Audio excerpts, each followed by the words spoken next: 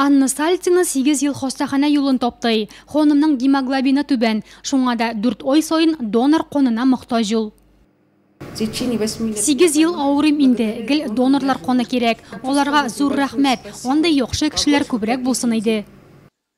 Светлана Ильина ауруларға қон кереклігі хақында ишетіп кенә белми. Ул акушер-гинеколог. Татарстанның атказанган табибы мактаулы донор исемендә йөртә. Өстәвенә аның қоны сирәк очрый торган 4-нче төркем. Сначала это было как по студенчеству. Баштарак студент чакта кон тапшырдык. Соңрак 4 ел туган ягымда эшләдем. Нурлат кебек районга бердән-бер гинеколог идем.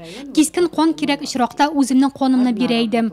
Пациентка турыдан-туры кон тапшырган очраклар да булгалады. Олай эшләргә ярамый. Шулай да хатын-кызларны коткару өчен төрле алымнарга бара идек.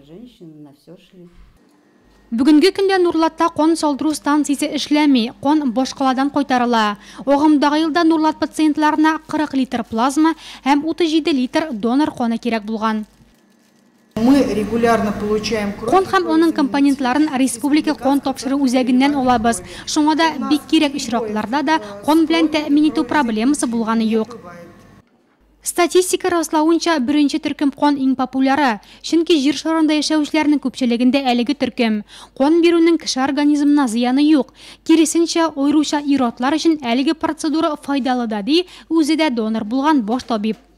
Донор должен вести здоровый образ жизни. Донорның сәламәт яшәү рәвеше алып баруы, даими рәвештә тикшерүләр узу мөһим. Кон тапшырган очракта кеше төрле инфекцияләр белән авырырга тиеш түгел. ВИЧ, гепатит, спидка каршы анализлар тапшырыла. Әзер кон авыруга барып ирешкәнче җентекле тикшерү аша уза.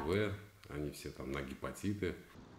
Донорларга отпуск ялына 2 көн өстәлә, һәм шулай ук кон тапшырган очракта 620 сум акчада түләнә. Яше 18дән узган донорлык рөхсәт ителгән, авырлыгы 50 килограммнан артык булган һәр сәламәт кешедә донор була ала.